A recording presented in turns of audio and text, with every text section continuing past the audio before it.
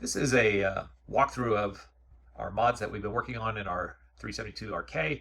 Um, Basically, I pulled out all the furniture that came with it. I pulled out the dinette, pulled out two couches, and have replaced the recliners with Lazy Boy recliners that we had from the house. So I'm going to focus on that first. So the main thing with these is Susan has had several back surgeries, and we really needed something for her to be able to stay comfortable while living full time in this RV. It's a Lazy Boy. It's got lots of controls. It can really recline pretty far. It's got, of course, separate controls for the back and the legs, but I'm just doing both. So that shows the full recline. It's way back there. It's I don't know if it's real leather or not, but it's much more leather-like, and it has controls for lumbar and back. I said it backwards, but so the backrest. So that's the lumbar support, and it has the headrest and separate controls for lowering the legs, and so I'm going to put it all back together here. Okay, so this was really nice and everything, but when you have these out where they can recline, because this goes backwards on there, then you can see there it doesn't quite clear the slide, and we couldn't tie it down where it would have full functionality. And so I actually put felt on the bottom so that we can actually move it for doing our tie down. This is obviously the wrong direction, but when I'm going to move, when we're gonna go into travel mode, that distance now allows that slide to clear. And so these are pretty easily moved, and they would go up against the wall. Also, I've got straps. I've got a strap for each chair. I've got a hook with on the floor. I got two in the middle, and here it's kind of, these are the towels that I use, but here you can see maybe a hook, and that hook has 4 screws. So I didn't want it to easily fail.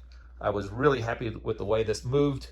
I'm with only one strap per chair, it's pretty solid. So was real happy with the way that worked out.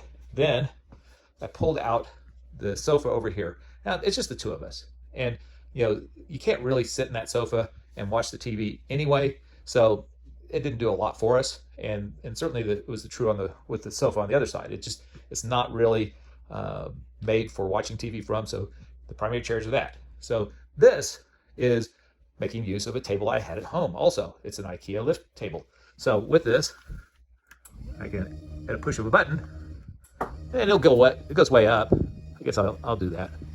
I can see I got a keyboard catching my blind. Okay, and it barely clears the blind. I had to cut about 2 inches off of this thing. I probably should have cut maybe 3 inches off of it to really give the clearance for the blinds, but it works. I'm not going to recut it. And so with this guy, you can see I got a screw there, and I don't remember the exact length of the screw at the moment, but I had to make sure it didn't go through the slide. So it basically is only going into the slide by about a little over a ½ inch. And so I put screws on either side of that, and I got this over here. Now, with that said, IKEA furniture isn't the most stable thing for travel. So I have a double strategy on this guy. One is I've got a file cabinet, and what I can do is I can lower this. Keep going. Ready for it. Okay, lift it up a little bit. So that really made this pretty solid, right? It only moves a little bit, but the IKEA table has these plastic dowels. It does not have screws to hold it to the frame. So I was worried about the upward pressure from the file cabinet.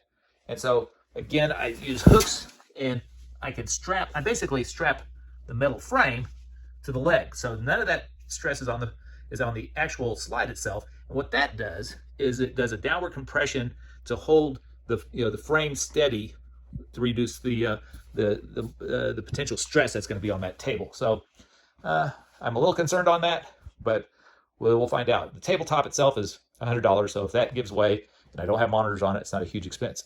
But I really like this. The other thing about this slide is this lip is much smaller than on the big slide. The big slide is definitely higher. You can do a roller chair on it, but not as easily. So, but this is a nice little work area for me. I'm really enjoying that. Now we'll turn our attention over to our table here. Now, I have it in the travel configuration. First, I'll talk about how it's anchored. This is, and what it is. This is a Husky workbench that is made for being a workbench in like in a garage or something. And so it's not super attractive. So Susan and I put a laminate on top of it, so it kind of makes it look something other than a workbench now. It's not amazing, but it's pretty good. And here I used existing holes, and I have an angle bracket here, and I anchor that to the floor. I have 2 screws that go to the floor. I have a similar one on the back side. That's the end of the bolt for this side. And I do both things on the other side. So it too is just really solid. I mean, it's not going anywhere. And you know, one thing I learned about the couches and whatnot, they were only held down by 4 screws total. So I'm pretty good with that. Now, we have an IKEA drawer system here. Now, the problem with the drawer system is they're not made to stay shut. So what I've done is I've kind of similar to what I did on the other side. I've lowered this so that it has downward compression on the, it's called an Alex, an IKEA Alex. It's not going anywhere. The drawers can't open. It's holding it secure. So when I get set up, I just simply have to raise it a little bit with this turn handle. I'm going to try to get something automatic on that hooked up. And so at this point, I can easily turn this out, and I'm going to pull it around. Now this will demonstrate a little bit of what I was talking about, that lip. It doesn't want to easily go up there. That's a bigger lip than on the other slide. I'm going to lift it up. More of a challenge with one hand than it is otherwise, but it sets up. And so now we have Alex storage. We have a table that's multifunction. It's a craft table. Susan does quilting, and we can lower it. Excuse my winding, but it makes a very nice dinette table for 2. I'm not going to keep going there. Handle comes off and goes away. I can replace this with something that'll be automatic. And so it's not super attractive, but now it's multi-purpose. We can use it as a craft table. We could use it as a dining table, and we've tried all that out. Works pretty good. We put the same laminate on Mr. Alex here. Now, this space is mostly where the couch was. And this is, when I said 3/4 of the way through, this is where Susan's going to put her sewing machine and quilting things. So I'm on a trip without her, so we didn't bother doing that. A lot of this work, a lot of the consideration is how to anchor everything down for travel.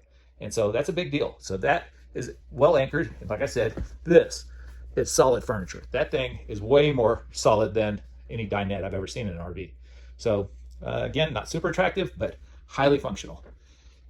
And I guess while I'm at it, I'll show mods I've done in the kitchen to do this. Now, we got an LG refrigerator, which didn't really have the fancy lock for it, and it had straps that came with it. And straps work, but not great. So I put these things up here, and it's real easy. That locks it. So I got one on each side, and I've got one down here. I already locked it, so this is solid, easy to open. Now I got refrigerator. You can tell I like steaks. And so that was a very easy thing to change so that we prefer that to them fooling around with straps. I've got mops on this side, and that works pretty good. And so now for what I've done here. Here's an issue with the RK. Those doors can impact that up there, and the handle can hit the refrigerator. So Susan did this. Got little rubber pieces that connect at the impact point. See if I can find it here with my, there it is. So that, for example, keeps it from hitting there, and this keeps it from hitting there. So we really like that. Same kind of thing here. You kind of obscured here. I didn't want to put those things on the refrigerator, but this handle, now you pull this around, and that clunk is not actually wood hitting. So that works really good. So that's what we did to manage the refrigerator and the impact points. Now this is interesting. This is what I've done here in the pantry area of the RK. It's kind of minimal. So for travel, I want the heavy stuff on this surface, and so you can tell I got all my glass in here. Now I got it in buckets. That's pretty good. And we got the non-slip stuff. Now the problem I've had with the non-slip stuff is it doesn't stay still. So I'm going to move this out of the way. So you can probably see right in here, I have double-sided tape. Now this does not pull this around. So unless you tape that down, what you're going to get is things that slide all around. So other things went in here while we were traveling. So pretty happy with that. I installed these lights that are light sensitive and motion sensitive. So they turn off automatically. I like those a lot. It gives me good visible, I can see what's going on in here. And the only thing I don't like about them is they're magnet based. And so they fell off during the travel. So I'm going to probably put double stick tape on those to keep those up. But they're battery based. That will turn off. I've got, you can see I got another one of these rubber things here, managing the impact. You can see I got lights here. So now we can see them there. So only got so many of these lights. But again, you can see this rubber. And I really like that. I didn't like them before I was using the double stick on it, but that has been pretty good. And so going to be putting more lights in more of the spaces. Again, the rubber, these things aren't going anywhere. And surprise, now we don't travel with this stuff on the Lazy Susan, but I have rubber underneath it with double stick, and this sat still all the way from Dallas to Tucson, so that worked really good. Let's see, I'm really going on and on. Maybe you'll like it, maybe you won't. Down here, I could have turned on the accent lights. This is something that I put in. Now, because of the backboard on this thing, it's not super strong. You wouldn't want to put a lot of weight up front, not unless you change up the anchoring, which I may get around to. But as is, I got my heavy stuff in the back, and this is how I do dishes. And I guess everybody has their own thing, but I've got a tub here. I've got a dry mat. I create the space over here, and I fill my tub with water, and I wash and rinse in this side, and I put them on the dry mat. I've used in the past this thing. I don't like it. Haven't got rid of it yet, but I don't like it. So I'm the one that does the dishes, so I get to pick. And let's see. I don't know if there's anything else really to show. I think that kind of has hit my major mods. Oh, I got my IKEA magnetic knife rack. Knives have not come off of that. So I really like that too. So we're going to do more. We're going to probably do something with the hidden or the blind storage that goes way back there. That will be something for the future. Anyway, hope this was interesting, and maybe for you folks who have RKs.